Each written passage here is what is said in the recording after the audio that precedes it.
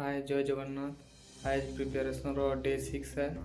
आउ आज टार्गेट होचे एसए आउ एसए रो टॉपिक होचे बड़ दिन रचना लेखमा आउ ओडिशार 20टा जीके पढ़मा।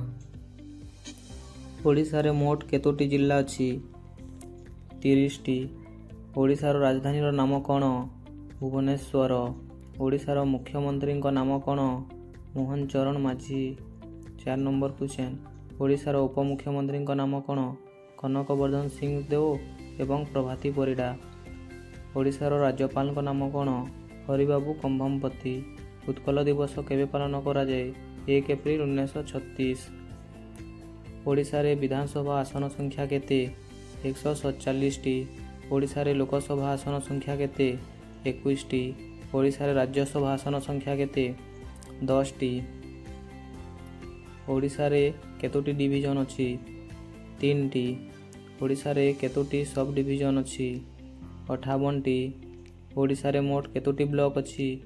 314टी। ओडिशा रे मोट तहसील संख्या केते? 317टी। क्षेत्रफल अनुसार ओडिशार बृहत्तम जिल्ला केउंटी? मयूरभंज। क्षेत्रफल अनुसार ओडिशार क्षुद्रतम जिल्ला केउंटी? जगतसिंहपुर। जनसंख्या अनुसार ओडिशार बृहत्तम जिल्ला केउंटी? गंजाम। जनसंख्या अनुसार ओडिशार क्षुद्रतम जिल्ला केउंटी? देवगढ़। ओडिशार बृहत्तम नदीर नाम कौन? महानदी।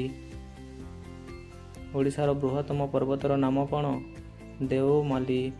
देवमाली पर्वत केउं जिल्ला रे अवस्थित? कोरापुट।